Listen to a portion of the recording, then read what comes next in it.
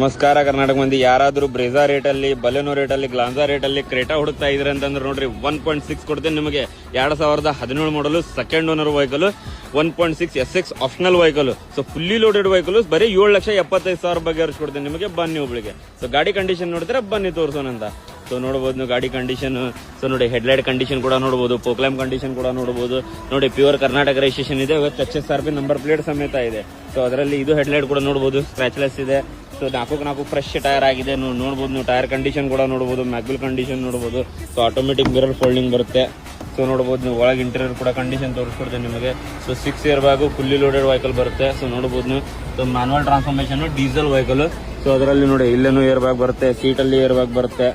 So ನೋಡಬಹುದು ನೀವು. Back interior ಕೂಡ ತೋರಿಸ್ಕೊಡ್ತೇನೆ ನೋಡಿ ನಿಮಗೆ. ಸೊ 7,75,000 1.6 SX ಕ್ರೇಟಾ ಹುಡುಕ್ತಾ ಇದ್ರೆ ಅಂತಂದ್ರೆ ನೋಡ್ಬೋದು. ಆಪ್ಷನಲ್ ಗಾಡಿ ಇದೆ.